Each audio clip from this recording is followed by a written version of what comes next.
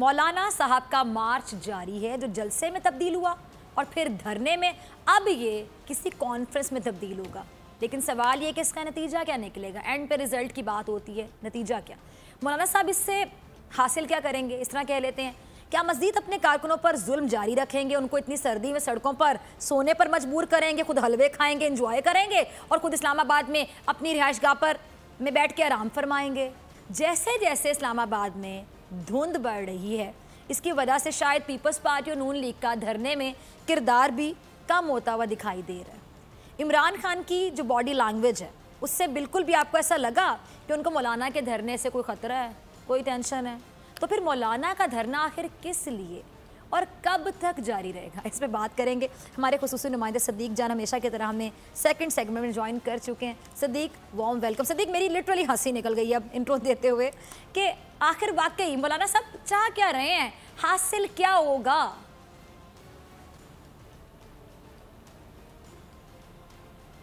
देखें, मौलाना अब अपने करीबी हलकों में ये कह रहे हैं कि हमने कामयाबी हासिल कर ली है, और उनका कहना ये है, मौलाना साहब के जो करीबी हलके हैं वो ये बताते हैं कि मौलाना का ख्याल ये है कि उन्होंने ये जो आज़ादी मार्च किया है, जो वो लोगों को यहाँ पर लेकर आए हैं और जिस तरह वो ब्लैकमेल कर रहे हैं इदारों को, तो उनका ये ख्याल है कि अगले इलेक्शन में हमारी सीटें पक्की हैं, हम अपने हलके से जीतें या हारें, हमें हर सूरत में असम्बली में जो है वो सीटें दिलवाई जाएंगी। वो कह रहे हैं कि मेरा टारगेट ये था कि मैं बता दूं इदारों को कि 2023 के इलेक्शन में अगर मैं हार भी रहा हुआ या हमें हिराया गया तो हम इस तरह के हालात क्रिएट कर सकते हैं। तो वो कहते हैं कि मैंने अचीव कर लिया है, और वो ये कहते हैं कि आगे हम कोई भी इलेक्शन नहीं हारेंगे, हमें हर सूरत में असम्बली में पहुंचाया जाएगा, क्योंकि आपने देखा कि वो असम्बली में नहीं थे तो वो क्या कुछ नहीं कर रहे।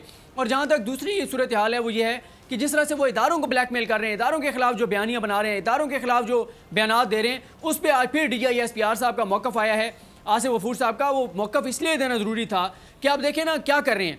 9 नवंबर को पाकिस्तान करतारपुर कॉरिडोर खोलने जा रहा है, और ये एक ऐसी चीज़ है जिस पे पूरी दुनिया के सिख जो हैं वो इस वक्त पाकिस्तान के करीब आ रहे हैं। वो वज़ीर-ए-आज़म पाकिस्तान की तारीफ़ें कर रहे हैं, वो पाकिस्तान की फ़ौज की तारीफ़ें कर रहे हैं, और वो मोदी को दहशतगर्द करार दे रहे हैं।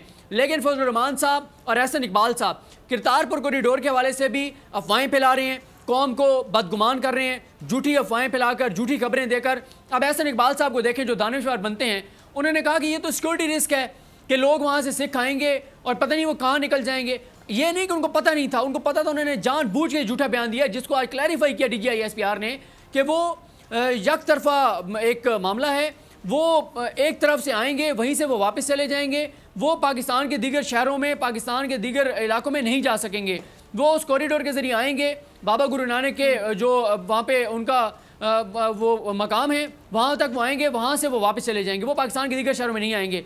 दूसरा देखें, आज जो ये बात ये कह रहे हैं कि जी एक तरफ तो कश्मीर के मामलात हैं, दूसरी तरफ आप कॉरिडोर खोल रहे हैं। ये कॉरिडोर मोदी के लिए नहीं खुल रहा, ये सिख कम्युनिटी के लिए खुल रहा है, और उसके सिख कम्युनिटी के लिए जो हम ये कॉरिडोर खोल रहे हैं उससे सिख कम्युनिटी के दिल में पाकिस्तान की मोहब्बत बढ़ रही है, एहतराम बढ़ रहा है, और मोदी की नफरत बढ़ रही है। तो यह मोदी के खिलाफ है। लेकिन समझ नहीं आती कि इस वक्त मोदी भी परेशान है, फजल रहमान साहब भी परेशान हैं, नून लीग भी परेशान है, और कुछ हमारे तजियाकार और दानिशवर भी परेशान हैं।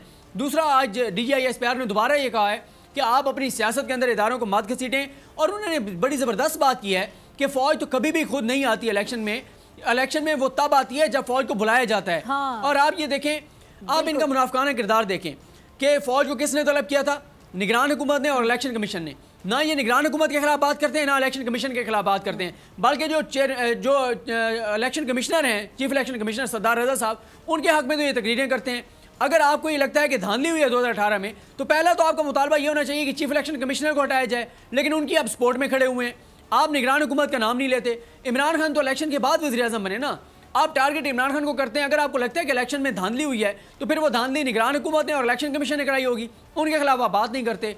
बात सादा सी है, एक ब्लैकमेलिंग चल रही है इदारों को, और वो ब्लैकमेलिंग क्या है, कल फजल रहमान साहब ने बताया था कि एहतसाब का ये अमल हम नहीं चलने देंगे। वो ये चाहते हैं कि आसिफ अली जरदारी साहब और नवाज शरीफ साहब को छोड़ दिया जाए, नून लीग और पीपल्स पार्टी का एहतसाब ना हो, फजल रहमान साहब के जो कारनामे अब सामने आ रहे हैं उनके ऊपर कार्रवाई ना हो, और साथ वो आइंदा के लिए कह रहे हैं इदारों को कि आइंदा अगर आप चाहते हैं कि मैं ये सब कुछ ना करूँ जो मैं इस वक्त कर रहा हूँ, जो मैं पाकिस्तान को पूरी दुनिया में बदनाम कर रहा हूँ, ये ना करूँ, तो उसके लिए ज़रूरी है कि किसी भी तरह से हमें असम्बली में आपने पहुँचवाना है, आप जो मर्जी कर लें। तो ये उनका इस वक्त टारगेट है। बाकी कारकुनान की सूरत हाल आपके सामने है।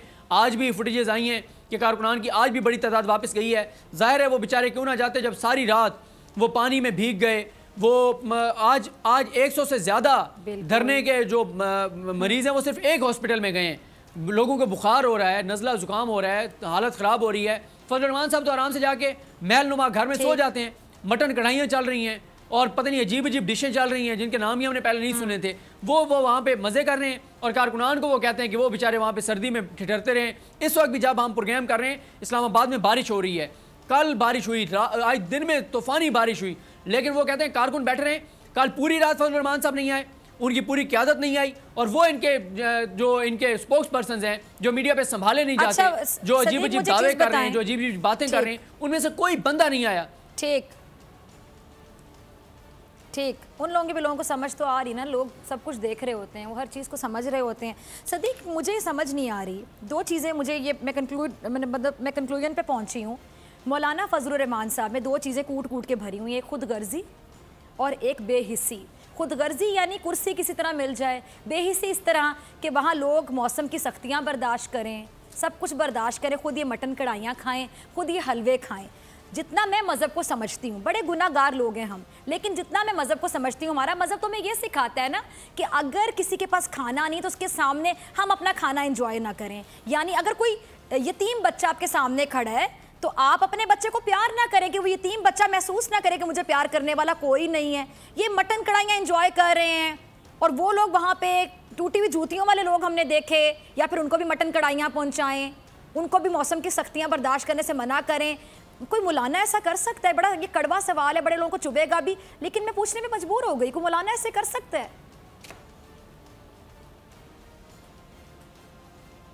देखें, कोई भी मौलाना वो नहीं कर सकता जो इस वक्त ये मौलाना कर रहे हैं, जो इस्लाम का नाम ये इस्तेमाल करके और ज़ाती मफादात की खातिर, इक़्तिदार की खातिर, ज़ाती एजेंडे की खातिर जिस तरह का ये इस्लाम का नाम इस्तेमाल कर रहे हैं। मेरा नहीं ख्याल कि हमने पिछले कभी हमें याद हो कि किसी ने अपने ज़ाती मफादात की खातिर इस तरह से इस्लाम को इस्तेमाल किया हो। आप ये देखें कि जब कारकुनान को बिठाना था तो नबी करीम सल्लल्लाहु अलैहि वसल्लम की मिसालें सुनाई जा रही थी, हज़रत उमर फ़ारूक की मिसालें सुनाई जा रही थी, इस्लाम का नाम लिया जा रहा था, कुरानी आयात अहादीस सुनाई जा रही थी, सहाबा की मिसालें दी जा रही थी। बात है करने वाली, कारकुन आपके सर्दी में बैठे हैं और आप कारकुनान को क्या कह रहे थे? मीडिया पे मत वजह दो, मीडिया की बात मत सुनो, तुम मेरी औलाद हो, मैं तुम्हारा वालिद हूँ, मैं जितना तुम्हारे लिए फिक्रमंद हो सकता हूँ ये मीडिया नहीं हो सकता, ये मीडिया फजूल है, ये ऐसे है, ये वैसे है, इस मीडिया की बात ना मानो, इन लोगों की बात ना मानो, इन सहाफ़ियों की बात ना मानो, मैं तुम्हारे साथ मुखलिस हूँ, मैं तुम्हारा बाप हूँ, मैं तुम्हारा वालिद हूँ, मैं तुम्हारा ख्याल रखूँगा, तुम मेरी औलाद हो, मैं तुम्हारा एहसास कर सकता हूँ। ये एहसास किया आपने अपने लोगों का कि आपने सारी रात उन बेचारों को सर्दी में आपने उनको बिठा दिया है, खड़ा करें ना अपनी औलाद को, बारिश में ठंड में करें खड़ा, और खुद जाके सुकून से बैठे कहीं, फिर पता चले कि कितना किसी को औलाद समझते, प्रैक्टिकली साबित करें ना। बिल्कुल आप दुरुस्त कह रही हैं, बिल्कुल आपने दुरुस्त कहा। फिर इनसे ज्यादा एहसास तो वज़ीर-ए-आज़म पाकिस्तान को है, जिसको ये यहूदी एजेंट कहते हैं। आपने देखा था जब अब्दुल्ला साहब रोने लग गए कि जी मुझे अफगानी करार दे दिया गया है, आपको अपने अफगानी करार दिए जाने पे तो आपको दुख है, आप रोने लग गए, लेकिन एक मुसलमान को जब आप यहूदी कह रहे हैं और साल से कह रहे हैं तो उस पर क्या गुजरती होगी? और जिसको आप यहूदी कहते हैं, जिसके खिलाफ आप आए बैठे हैं, उसने तो फिर भी ये कहा है कि यार ये जैसे भी हैं ये हमारे अपने लोग हैं। बिल्कुल। और वज़ीर-ए-आज़म पाकिस्तान ने आज एक बात दी है, इनके देखे ना काम भी वहां सीडीए से करवा लिया, सीडीए के एहलकार गए जी और मुकर भी गए कि हमें इनकी जरूरत नहीं है, हालांकि सीडीए के एहलकारों ने वहां पे काम किया अच्छा खासा, उनको अप्रिशिएट करना चाहिए था। अप्रिशिएट ये करें। अच्छा बताइए, नून लीग और पीपल्स पार्टी की अगर बात करें तो स्मार्टली हम कह सकते हैं अपने एक्सपीरियंस को देखते हुए, अपने तजुर्बे को देखते हुए, या इनसे थोड़ी स्मार्ट ही साबित हुई कि वो वाकई पूरी माइनस समझें? मौलाना के एजेंडे की पार्टी का तो मामला ये है कि पीपल्स पार्टी इस वक्त पंजाब में जो उनकी सूरत हाल है, हाँ धरने में देखें ना, पीपल्स पार्टी जब आसिफ अली जरदारी गिरफ्तार हुए, फरियाल तालपुर मैंने कहा लोग कुछ और ना समझे कि मैं माइनस क्यों कह रही हूं, और पंजाब में जो सूरत हाल ये है, हाँ बिल्कुल धरने से वो पहले ही नहीं थे, पहले ही सिर्फ कंटेनर के ऊपर 2-3 लोग जाके खड़े हो गए। अब इनका मसला क्या है, जब ये देखते हैं कि मौलाना के धरने को क्रेडिट मिल रहा है तो उसमें शामिल हो जाते हैं, कहते हैं जी हम भी इसमें शामिल हैं। जब वो मजहब कार्ड इस्तेमाल करते हैं या वो झूठी बातें करते हैं, वो ऐसी बातें करते हैं जो पीपल्स पार्टी समझती है लोगों में गलत तासुर जा रहा है। फिर कहते हैं नहीं नहीं हम इनके आज़ादी मार्च का हिस्सा नहीं है। कल कायरा साहब ने कहा, उन्होंने कहा हम इस आज़ादी मार्च का हिस्सा नहीं है।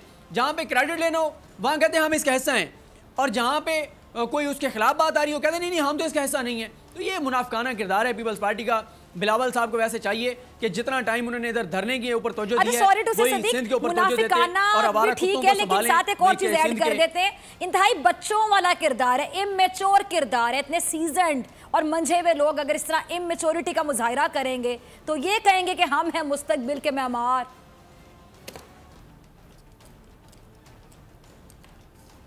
देखें इनका वही बात है ना, अब पीपल्स पार्टी जो सपोर्ट कर रही थी फजल रहमान साहब को, मुझे एक बात बताएं, अगर फजल रहमान साहब यहाँ पे 35,000 लोग लेके आए हैं और ये कहते हैं कि इमरान खान घर चला जाए, तो फिर पीटीआई अगर यहाँ से 40,000 लोग लेके और कराची पहुँच जाती है तो क्या बिलावल की सिंध हुकूमत इस्तीफ़ा देगी?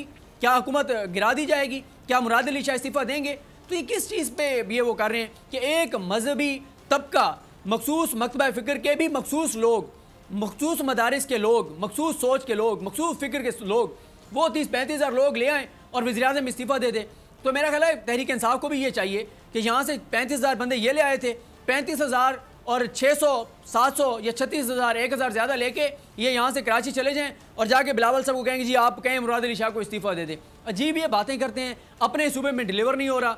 हालात आपके सामने हैं, कराची के हालात आप बहुत ज़्यादा प्रोग्राम में बात करती हैं, कराची की, सिंध की सूरत हाल आपके सामने है, किस तरह से लोग वहाँ पे वो जो सूरत हाल, ये जो कुत्तों की वैक्सीन ना उन्हें काटने की वैक्सीन ना होने से जो वहाँ पे सूरत हाल है, तो इसलिए मैंने कहा कि बिलावल साहब ये छोड़ दें फिक्र यहाँ की, वहाँ जाके सिंध के आवारा कुत्तों को संभालें। बस बात ये सदीक कि जब आपका इश्यूज पर ध्यान नहीं रहता लोगों और को आप एड्स से उन बचाएं, चीजों पर ध्यान दे रहे होते हैं, तवज्जो दे रहे होते हैं, तो आपका फोकस असल मसाइल से हट जाता है। तो इन लोगों का फोकस अपने काम पर नहीं है। काम पर अगर हो तो कुत्ते की वैक्सीन भी वहाँ पे मौजूद हो, तालीम भी बेहतर हो, सेहत के लिए हॉस्पिटल्स में अद्वियात भी हो, डॉक्टर्स में पैरामेडिक स्टाफ भी हो, एक एक बेड पे 3-3 मरीज ना लेटे हुए हों, तो इस तरह के मसाइल का सामना ना करना पड़े अगर इनका जो इश्यूज़ हैं, बेसिक इश्यूज़ हैं, उन पर इनका फोकस हो। लेकिन मसला है कि फोकस किसी और चीज़ पर।